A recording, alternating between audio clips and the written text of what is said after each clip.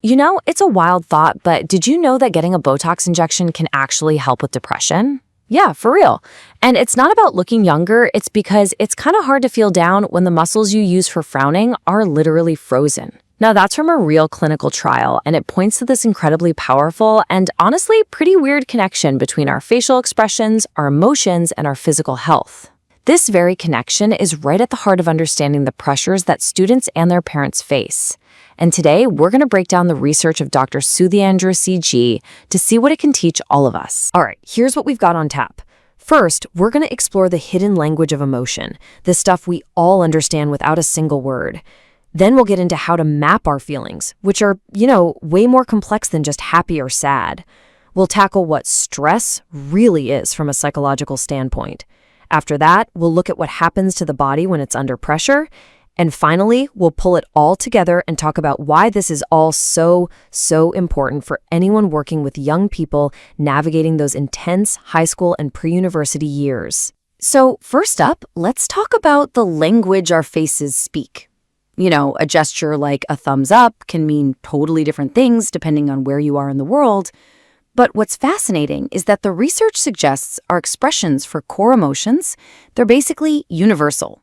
And for educators who are working with students from all kinds of different backgrounds, this is an absolutely foundational insight. So think about this. Could a student from Japan and, say, a student from Brazil look at your face and recognize sadness in the exact same way?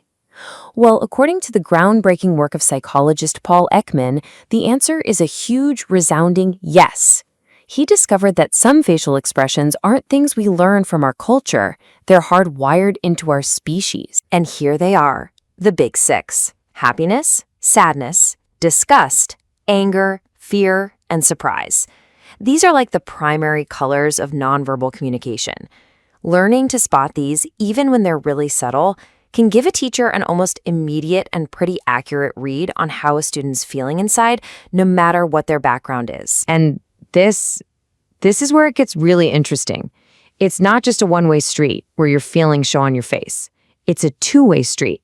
Your face doesn't just show emotion, it can actually help create it. The simple physical act of cracking a smile can genuinely lift your mood. It suggests that telling a student to, put on a brave face isn't just about appearances. It might actually be a small step toward helping them feel just a little bit braver. Okay, so if those six are the basics, how do we start to map out more complex feelings? Let's be honest, the emotional world of a teenager is a lot. It's incredibly rich and complicated. So let's look at a couple of frameworks that can help us categorize all the feelings that might be swirling around a typical high school classroom. So way back in the 70s, a psychologist named Carol Izard expanded that list of 6 to these 10 distinct emotions. Now look at what she added: contempt, shame, and guilt. And for anyone who remembers being a teenager, wow, you know that these are incredibly powerful forces in the social universe of high school, driving everything from who you eat lunch with to whether you'll raise your hand in class. Here's another way to look at it, kind of like a map. Every single emotion has what we call valence. Is it a good feeling or a bad feeling? And a level of arousal, which is basically energy.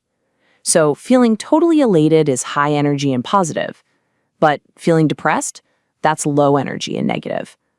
This helps us understand the intensity of what a student is feeling. An angry student might be high energy negative, but a withdrawn student could be low energy negative. Both are struggling, but in completely different ways. And this brings us right to the core of our explainer today: stress. It's a word we throw around all the time, especially when we talk about school. But what are we actually talking about? Well, it turns out it's less of a feeling and more of a reaction. Okay, this is probably the single most important point. Stress is not the big exam. Stress is the process of how we perceive and respond to that exam. This is a game changer. It explains exactly why one student might see a huge final project as a motivating challenge, while the student sitting right next to them sees it as a terrifying, paralyzing threat. The event is the same. The reaction is everything. And these reactions are triggered by stressors that pretty much fall into one of 3 buckets.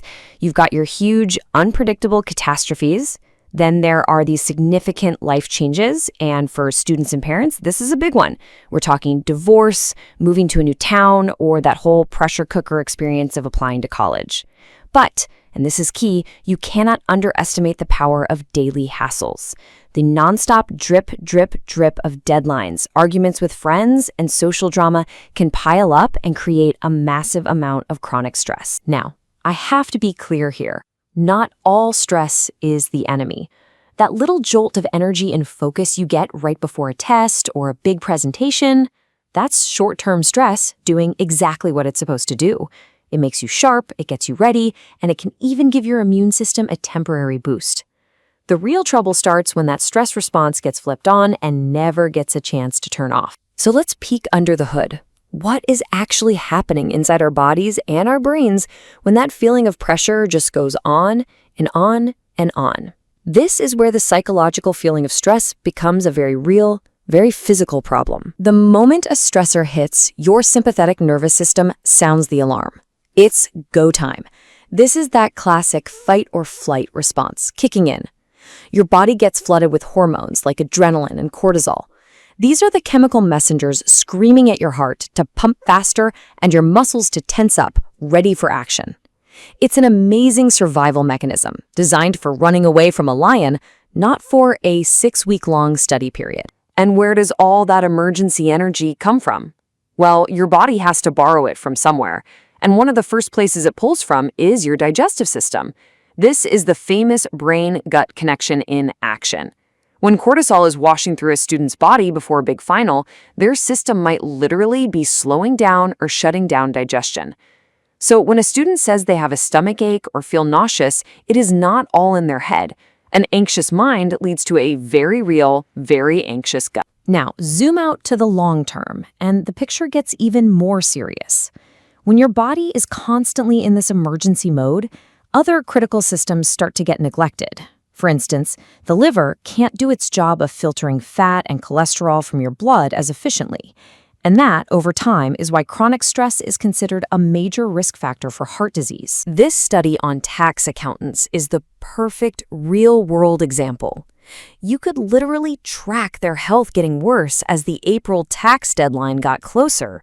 Their stress went up, and their physical risk of a heart attack went up right along with it.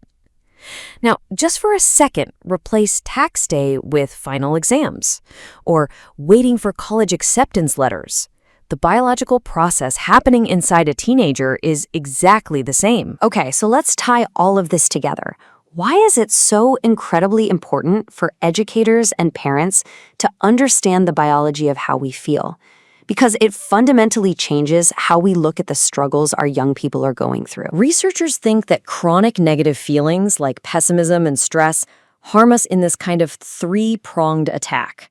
First, you have the direct biological stuff, like stress hormones and inflammation. But then you have the behavioral factors. A stressed student stops sleeping or starts eating junk food. And then there are the social factors. They pull away from their friends. They isolate themselves from family, cutting off their support system right when they need it the most. And this brings us to the most important takeaways from Dr. Sudhindra's research. First, emotions are physical. A student's complaint about a headache isn't an excuse. It's a symptom. Second, stress is a reaction to a situation. It is not a flaw in their character. This is about empathy, not judgment. Third, that constant pressure from school or their social lives carries real long-term health risks. And finally, here's the good news. Just like negativity is a risk, a positive outlook is a powerful, powerful protective factor. So, we want to leave you with this question to think about. Knowing everything we've just discussed, knowing that stress isn't just an idea in a student's head, but something happening in their gut, in their heart, and in their immune system. How might that change the way we talk about pressure and deadlines and what it really means to be successful in our schools?